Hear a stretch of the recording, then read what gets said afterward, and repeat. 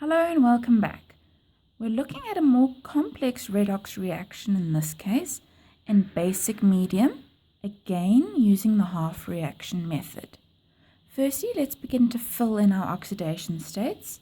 Sodium we know is +1.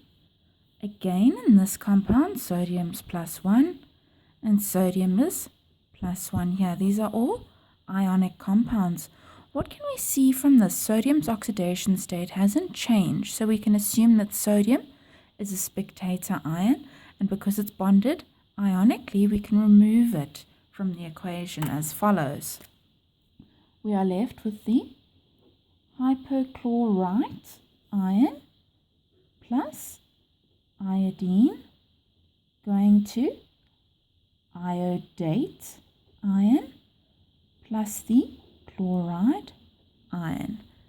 It doesn't matter that we've removed one sodium on this side and two sodiums from that side. Eventually, when we get to the molecular equation, we will introduce the same number of sodiums per side. So don't worry about that for now. Now we need to continue with assigning our oxidation states or oxidation numbers. Start with the easy bit first. The iodine we know has an oxidation state of 0. Here, the chlorine has an oxidation state of -1. As we said in the previous clip, oxygen has an oxidation state of -2 unless it's in a peroxide. So that means we need to find out the oxidation state of the chlorine atom within this ion and the iodine atom within this ion. So we have a known of -2 plus an unknown of chlorine, giving the overall charge of -1.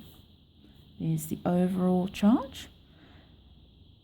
So what would X need to be? X would need to be +1.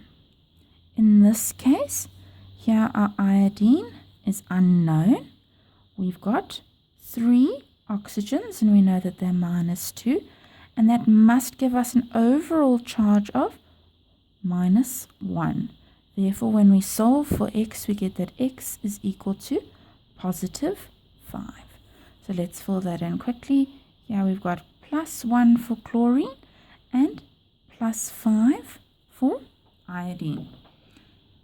Iodine changed its oxidation state from 0 to +5, which means it lost electrons. It is then our oxidation half reaction. I2 becoming the iodate ion. Here we have our hypochlorite, OCl- becoming Cl-. Again, I'm going to deal with the half reaction separately. I2 becoming IO3-. 2 iodines, 1 iodine, we balance with a 2. Rule 2 says balance the oxygens using water. Here we see 2 times 3 is 6 oxygens. That means we need 6 waters on this side.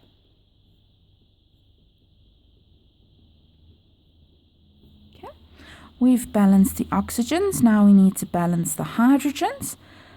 12 hydrogens on this side, therefore 12 H pluses on that side.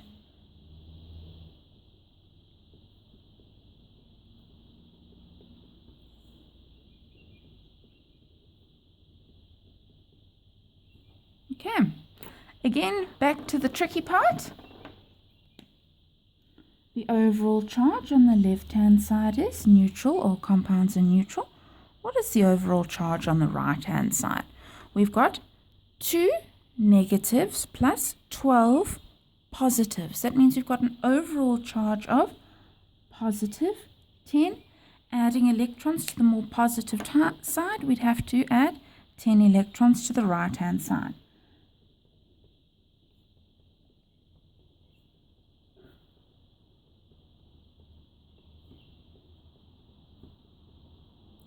Okay, so adding 10 electrons in this case. Now we're going to the reduction half reaction. OCl- going to Cl-. The chlorines themselves are balanced 1 to 1. Now we need to balance the oxygens. 1 oxygen on this side, meaning we need 1 water on the right-hand side. 2 hydrogens on the right. According to rule 3, we need to balance our hydrogen by adding 2 H pluses to the left.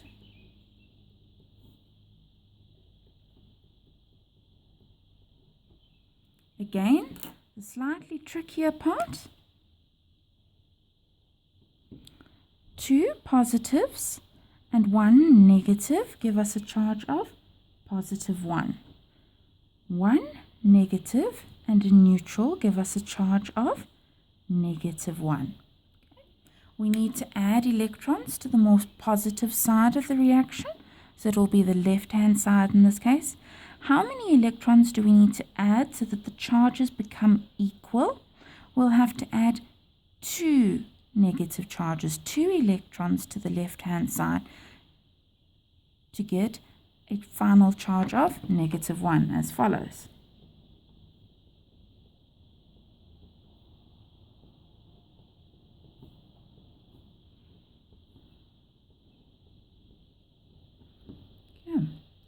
Now, as we said previously, in order to put the reactions together, the same amount of electrons needs to be transferred.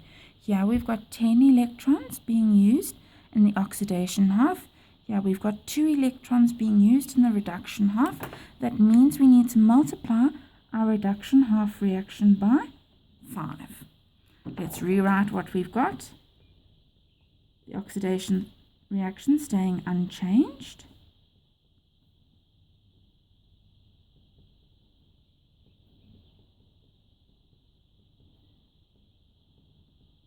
Okay, now our reduction half reaction, we have 10 electrons plus 10 H pluses plus 5 OCl minuses, giving us 5 chloride ions and 5 waters.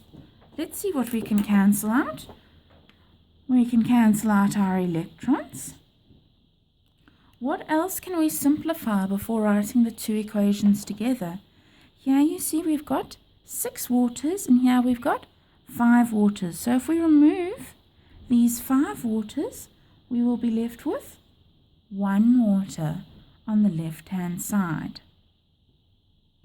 Again, if we look at the hydrogens, we have got 12 hydrogens on this side, 10 hydrogens on the following side. If we cancel these 10 hydrogens, we will be left with 2 hydrogens on the right-hand side. Let's write our net ionic equation. Here we've got water,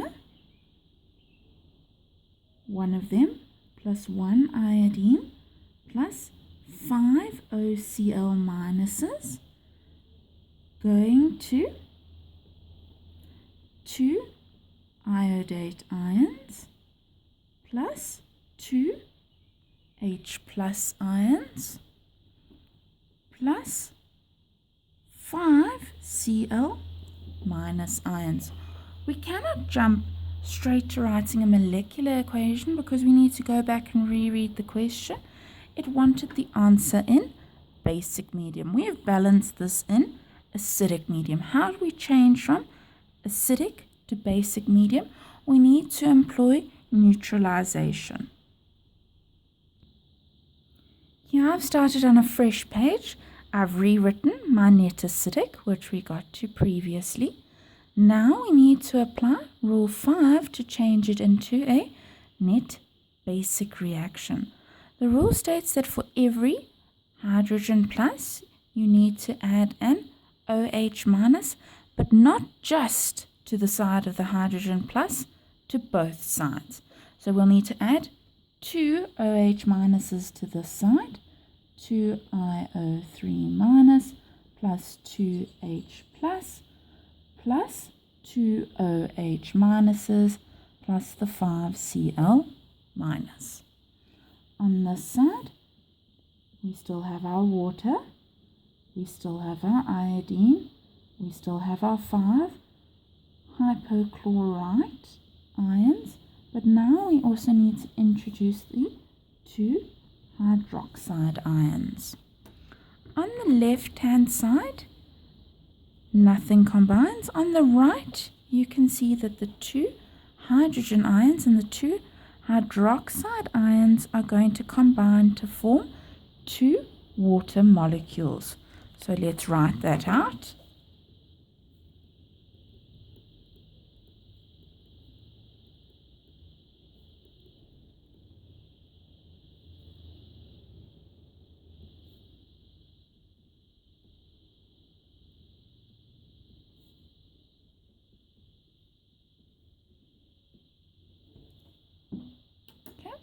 Now we see we have 2 water molecules on the right, 1 water molecule on the left.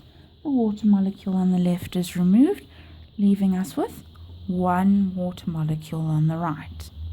We have successfully arrived at our net basic equation. Net basic ionic equation. If we wanted to get to a molecular equation, we have to reintroduce our spectator ions. And we remember our spectator ion was sodium. For every ion here, so 5 hypochlorite ions would combine with 5 sodiums. On this side, 2 iodates would combine with 2 sodiums, and 5 chlorides would combine with 5 sodiums. So on this side, we see we definitely need 7 sodiums, and on this side we see we definitely need 5 sodiums. However, you need to add the same amount of sodiums to both sides. So if we're adding 7 to this side, we need to add 7 sodium ions to this side. We will see that the remaining 2 sodium ions will bond or combine with the 2 hydroxide ions. So we have I2 plus 5 sodium hypochlorite ions plus 2 sodium hydroxides, giving us 2 sodium iodates plus water plus 5 NaCl. And if we look at the question, all of the phases should be aqueous except for the water molecule. Do not forget to fill in your phases in your final molecular equation. We're done.